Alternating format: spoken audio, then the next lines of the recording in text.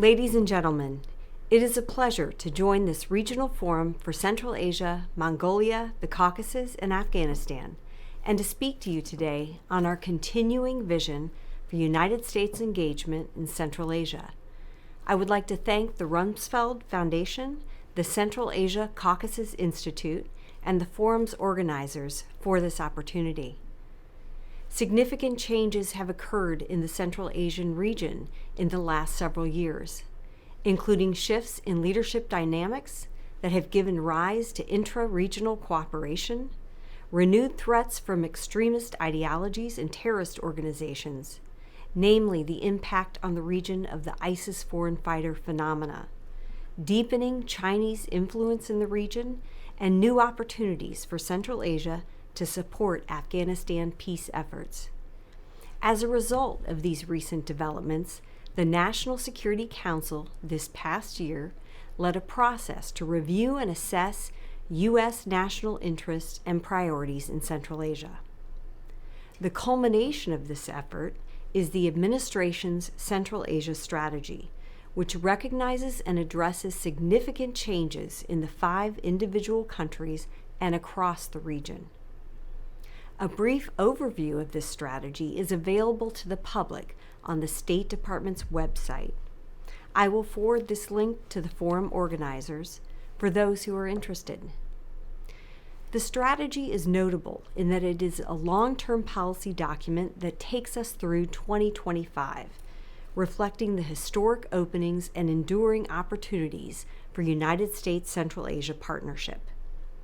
We see Central Asia as a geostrategic region of importance in its own right, separate from our involvement in neighboring countries like Afghanistan. Continuing our long-standing message and support for the Central Asian states, this strategy provides a forward-looking vision for deepening engagement with this crossroads region. While it was drafted before the global pandemic, the priorities remain the same and have taken on even greater importance as we seek to rebuild economies and reopen interstate relations. The United States has provided over $13 million in COVID assistance funds to Central Asia this far. We are working with Central Asian governments to strengthen laboratory capacity and diagnostics and improve case management.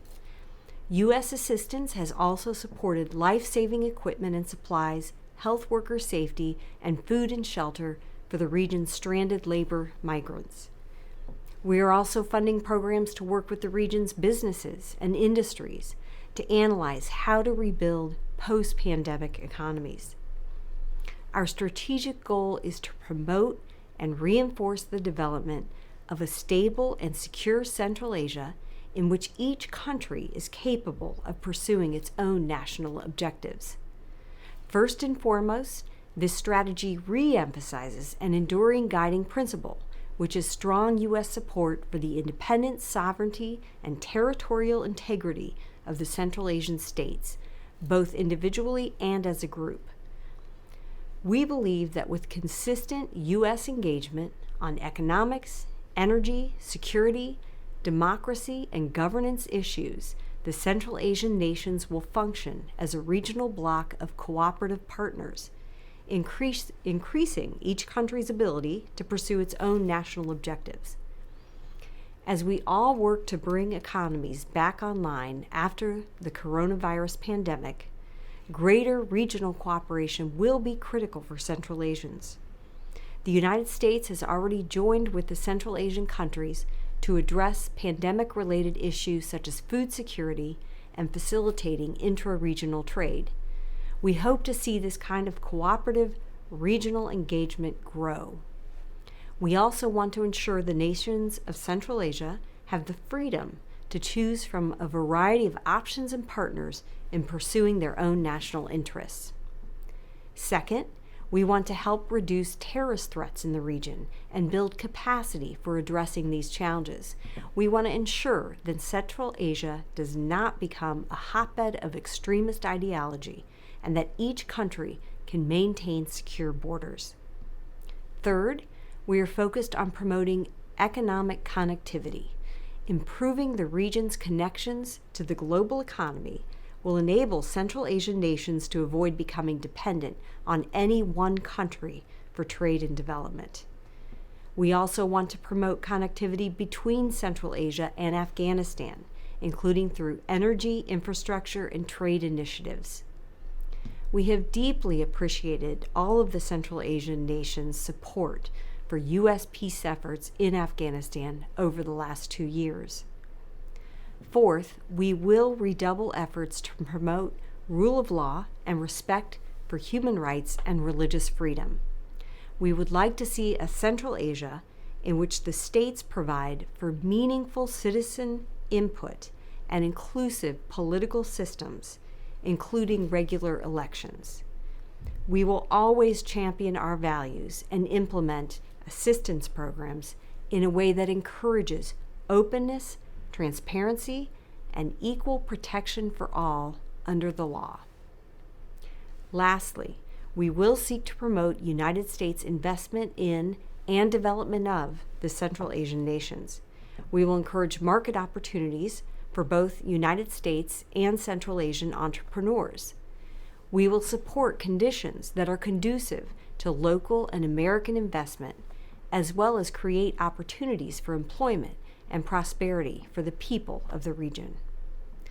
Ultimately, we seek a business environment that is open, fair, and attractive to U.S. investors and supportive of each country's development goals. We are pleased that the Central Asians see value in our C5+1 process.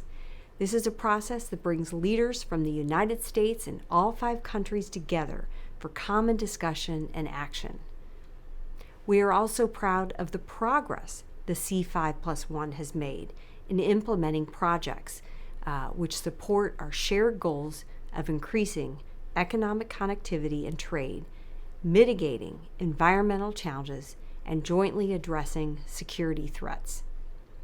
We are also encouraged to see the 5 Central Asian countries coming together on their own to discuss regional cooperation on issues which, quite frankly, 5 years ago would have been impossible to imagine. Such developments demonstrate the truly remarkable scope and pace of change that is taking place in this dynamic region. This kind of cooperation will be critical for the region to rebound in the post-pandemic era. I would like to end my remarks by raising an urgent issue impacting the entire region. This is the Chinese government's repressive treatment of Uyghurs and other religious minorities in Xinjiang province.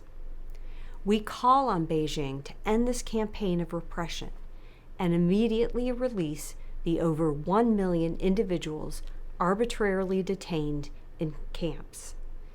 We stand by the Central Asian nations that face pressure to deny refuge to those fleeing religious persecution.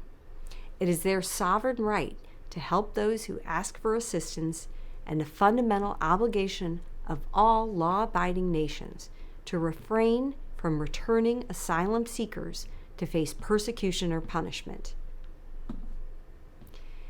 Since the 5 countries of Central Asia achieved their independence 28 years ago, the United States has been a steadfast and consistent partner. The U.S. Central Asia strategy, combined with the process of building a sustainable peace in Afghanistan, creates a tremendous historic opportunity to help create a robust future for the countries of this vital region. Thank you for your time, and I wish you the best of luck this week and beyond.